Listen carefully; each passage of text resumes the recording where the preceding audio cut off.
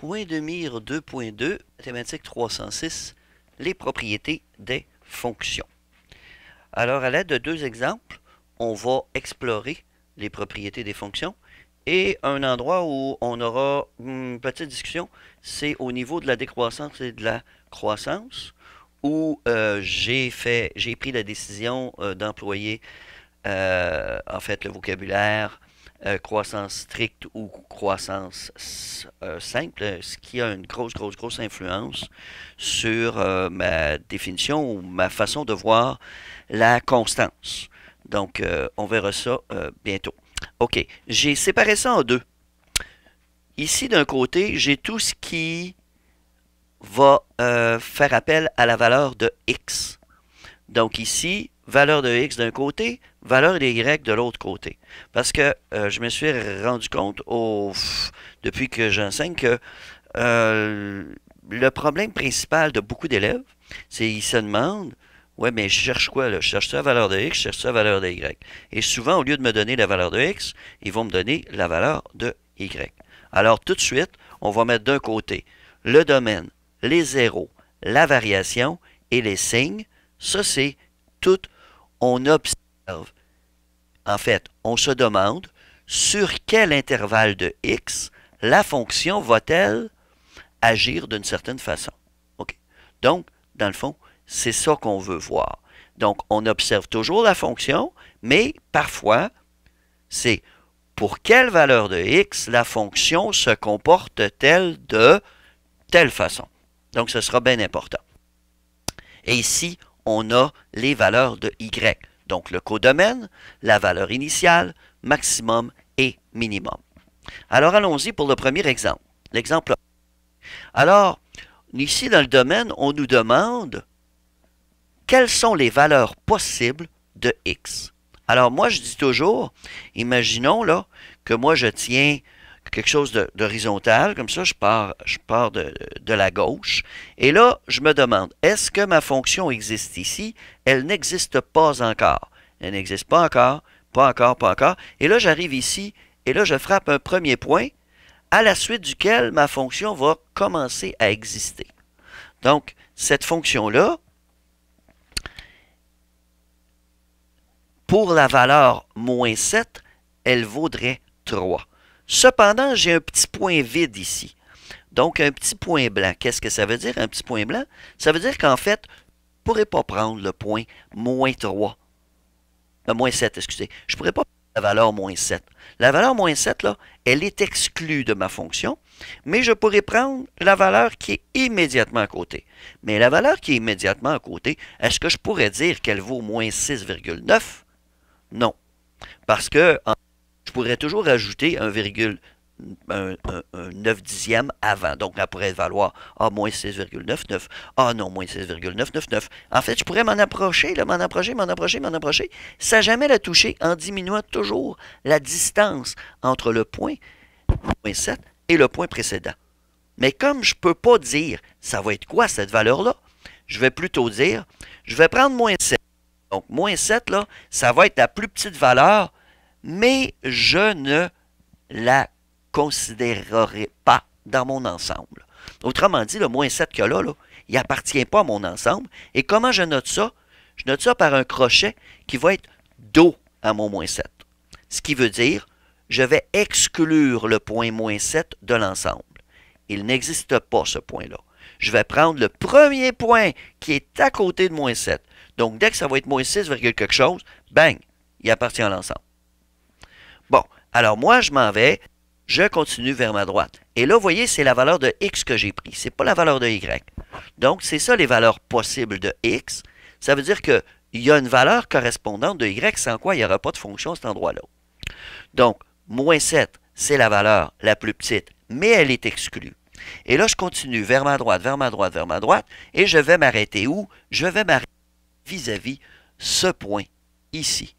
C'est à cet endroit-là que ma fonction va cesser d'exister. Quand je continue ici, la fonction n'existe plus.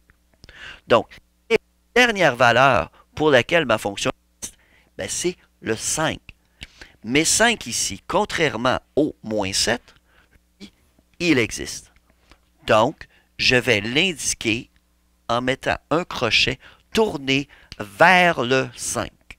Alors moi, ce que je dis en classe, vous m'avez souvent vu faire ça, imagine que moi, je rencontre quelqu'un sur la rue Sainte-Catherine et que c'est quelqu'un que je connais. Ben, je vais lui dire, hey, ça se peut que j'y fasse un câlin ou que j'y passe un bras autour des épaules. Alors, moi, je dis, regarde, quand je passe un bras autour de mon ombre, ça veut dire, oui, il fait partie de ma gang. Si je le connais pas, ben, écoute, j'irai pas y faire des mours et des bip, bip, bip, bip, bonjour, hein. Non, non, il va me prendre pour un fou. Ben, il va peut-être avoir raison, mais bon, peu importe. Alors, ceci, c'est exclu quand la porte est finalement retournée du côté opposé du nombre. Et quand elle est tournée vers le nombre, ça veut dire ce nombre-là appartient à mon ensemble. Donc, de gauche à droite, de moins 7 jusqu'à 5. Ça, c'est mes valeurs possibles de la variable indépendante x. Bon. Si maintenant je veux voir le codomaine ou l'image, le codomaine, ce sont les valeurs possibles de y. Mais les valeurs possibles de y, ça ne sera pas de gauche à droite. Alors, je vais partir comme un ascenseur. Du bas. Du bas, la première valeur que je vais atteindre, c'est cette valeur-là, si je m'en vais verticalement. Donc, la plus petite valeur de y, à noter, il faut toujours aller de la plus petite valeur vers la plus grande dans un intervalle. C'est pourquoi, si jamais vous me marquez de 5 à moins 7, je vais vous marquer une erreur. Alors, ici, de bas en haut, je vais avoir, donc, moins 4, mais moins 4 est inclus ici. Donc, de moins 4 jusqu'à quelle valeur? Eh bien, jusqu'à cette valeur-ci. Donc, un ascenseur, voilà, ici, je monte, je monte, je monte, je monte, je monte, je monte. Et le dernier point que je vais avoir, c'est le point 6. Donc, ce point-là, puisque, vous voyez ici, 6, 6. Donc, de moins 4 à 6. L'intervalle qui indique quelles sont les valeurs possibles de y dans cette fonction-là. OK. Allons maintenant voir la valeur initiale. La valeur initiale, c'est la valeur de y quand x égale 0. Donc, quand x égale 0, on est sur l'axe des y. Donc, nous, on va aller inscrire la chose. On va aller inscrire y égale combien? Ben, quand x vaut 0, c'est ce point-là, 0, moins 3. Y égale moins 3. Il faut faire bien attention de ne jamais m'écrire un couple 0, moins 3. Parce que justement, ce qu'on veut savoir, est-ce que vous savez à quel endroit? Donc, la définition de valeur initiale. La définition de valeur initiale, c'est quand x vaut 0, que vaut y? Donc, la question, c'est que vaut y? J'ai vu dans un examen du ministère, l'année dernière, ou il y a 2 ans, on demandait ça. Et les élèves qui marquaient 0 moins 3 avaient 0. OK? C'était dans une réponse courte. Donc, erreur à ne pas faire parce qu'elle peut être très coûteuse, 4 points dans un examen.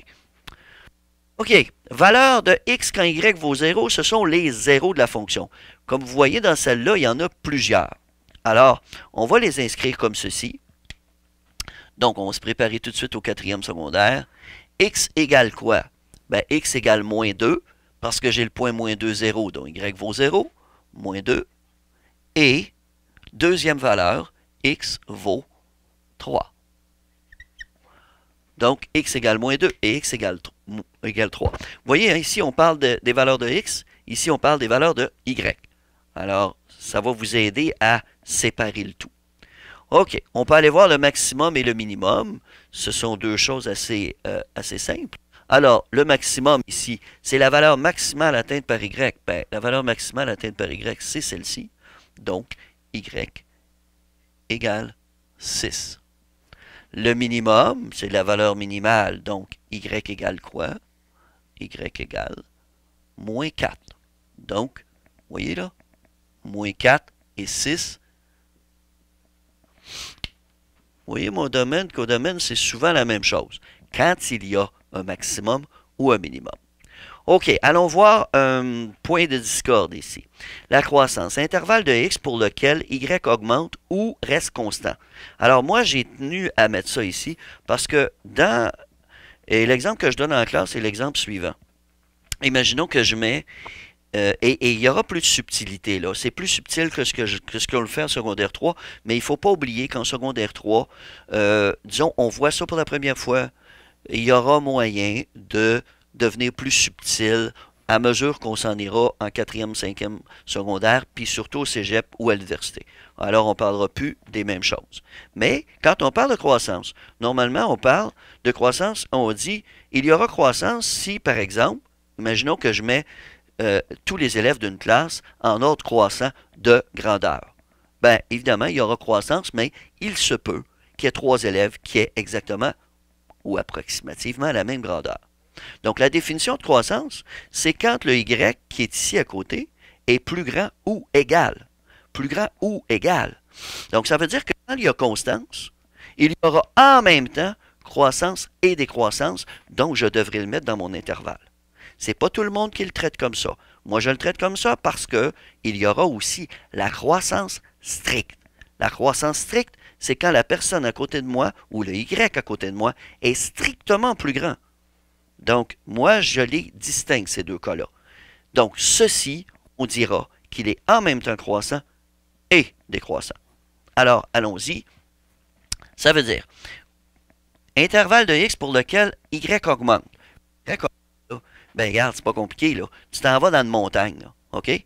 Quand tu commences à monter, ben, c'est de même, hein? La côte est de même. Fait que quand je vais regarder dans mon graphique, dès que c'est comme ça, j'ai une croissance. La valeur de y augmente. Donc ici, ça veut dire de moins 7, et comme on a dit tantôt, moins 7 ouvert, jusqu'à quel point? Bien évidemment, jusqu'à moins 4. Remarquez que ce sont des valeurs de x et non pas des valeurs de y. Donc, c'est l'intervalle de x. Donc, pour quel x mon y va-t-il augmenter? C'est comme ça qu'il faut le voir. OK, mais c'est pas suffisant, là. J'ai augmenté ici, là, j'ai redescendu à la côte, et là, je me suis mis à remonter encore. À partir de quelle valeur? Je regarde mon x ici. Moins 1. Donc, moins 1. Jusqu'à quoi? Jusqu'à 5. Ouais, mais il faut qu'il y ait quelque chose entre les deux ici. Mais qu'est-ce que c'est qu'on va mettre? Bien, on va penser à tam tam taram, tam tam taram. Qu'est-ce que c'est? Un mariage? Un mariage, on fait quoi? On fait une union. On va prendre les deux personnes, elles vont s'unir, elles vont mettre tout en commun. Donc ici, on va faire la même chose. Donc ici, c'est une union. Donc, union qui veut dire, dans le fond, et. Donc, je vais avoir ceci et donc, moins 7 moins union, moins 1, 5. Allons voir maintenant la décroissance. Ben, la décroissance, n'oubliez pas, elle ne commencera pas ici. Je mets mes élèves, moi, en ordre décroissant de grandeur. Si mes 3 plus grands sont de la même grandeur, ben, je vais avoir 3 personnes de la même grandeur et ensuite, ça va diminuer. Même chose ici. Donc, ça veut dire de moins 6, donc moins 6 jusqu'à moins 1.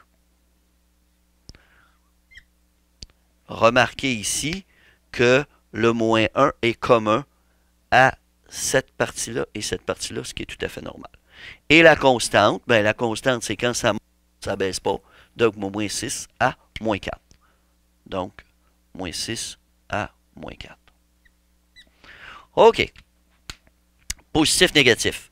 La meilleure façon de voir ça, bon, évidemment, intervalle de x pour lequel y est plus grand ou égal à 0. Quand est-ce que c'est qui est plus grand ou égal à 0? Imaginons qu'on a un pélican. Le pélican, il vole, puis tout d'un coup, il est au-dessus de l'eau. Il est au-dessus de l'eau. Tout d'un coup, il voit un poisson dans l'eau.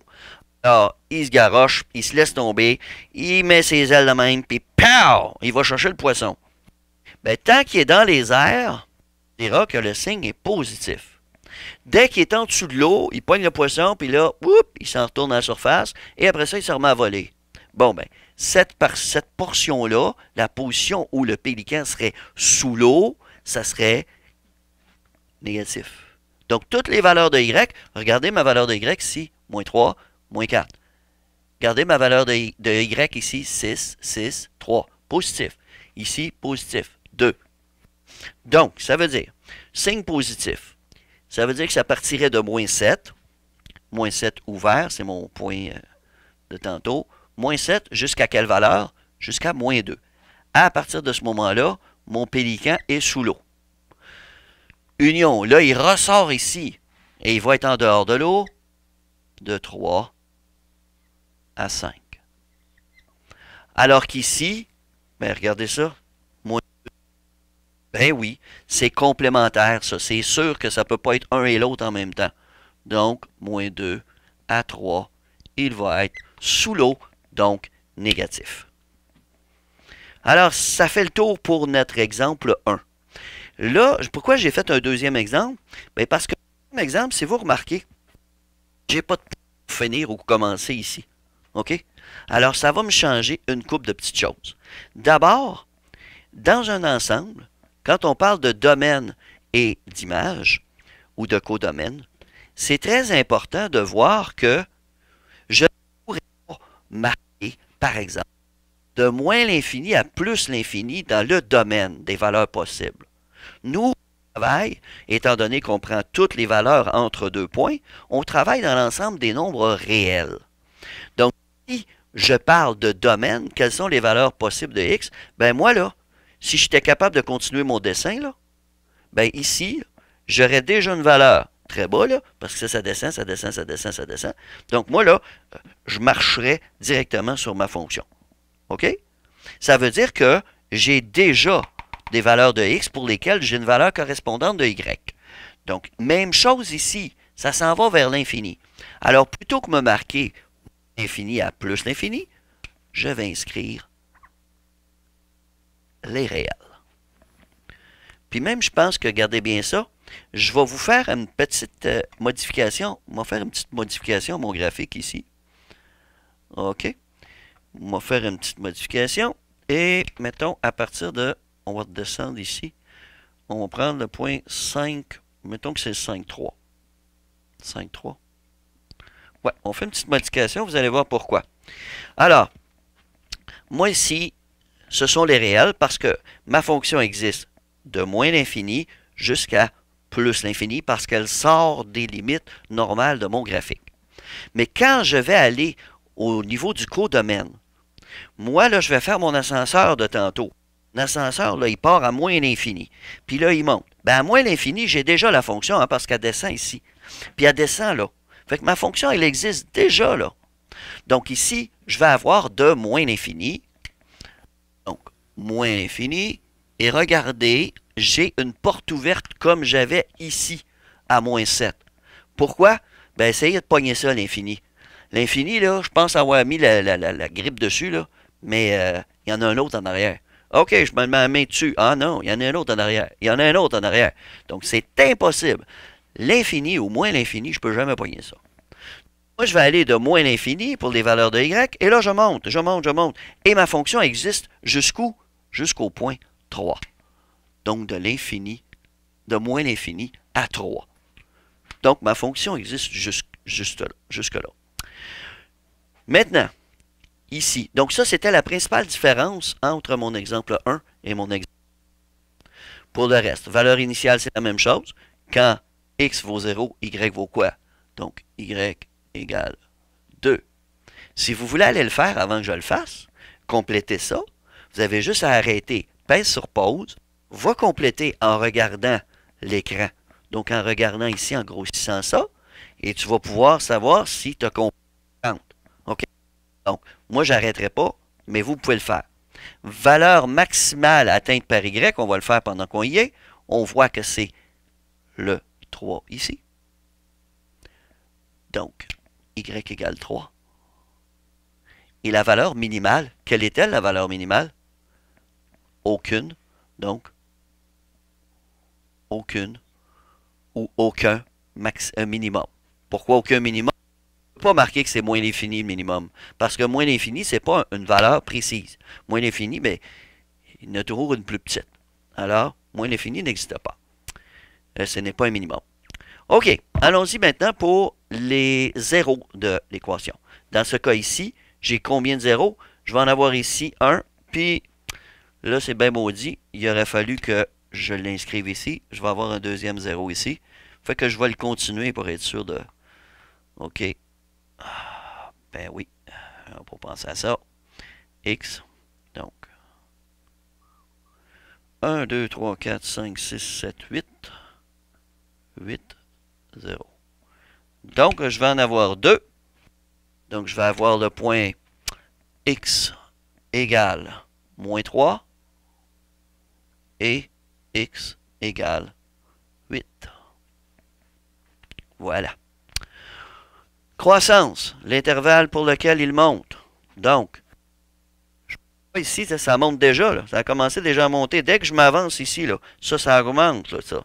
Donc, de moins l'infini jusqu'à quoi? Hein? Jusqu'à moins 2. Donc, moins l'infini à moins 2. Union, il y a un autre endroit où ça monte. Ici, à partir de 3 jusqu'à 5. Union, 3 à 5. La décroissance maintenant, ben, ça va partir de moins 2 jusqu'à 3. Donc, moins 2 à 3. Union, ben, ça recommence ici à partir de 5 jusqu'où? Jusqu'à l'infini. Donc, 5 à l'infini. N'oubliez pas, crochet ouvert pour indiquer que l'infini, je ne peux pas aller le chercher. OK? Constance maintenant. Ben, évidemment, il n'y a aucun intervalle de constance. Positif ou négatif. Donc, positif, c'est quand mon pélican est en dehors de l'eau. Alors, mon pélican est en dehors de l'eau de moins 3 jusqu'à 8. Donc, moins 3 à 8. Et il est sous l'eau. J'étais méchant pélican, ça. De moins l'infini à moins 3. Donc, moins l'infini à moins 3. Union de 8. Pour moi, c'est un poisson volant qu'on avait là. C'est pas un pélican. Donc, l'infini, n'oubliez pas de me mettre toujours moins l'infini quand il s'agit du premier et plus l'infini quand il s'agit du deuxième. Donc, n'oubliez pas aussi, c'est toujours de la petite valeur à la plus grande valeur. Alors, j'espère que ça vous a aidé parce que les propriétés des fonctions, je sais que ce n'est pas nécessairement facile. Beaucoup de choses à apprendre par cœur. Comment les apprendre? Ben, faites l'exercice surtout de la page 63, le numéro 1, page 63, numéro 1, extrêmement important.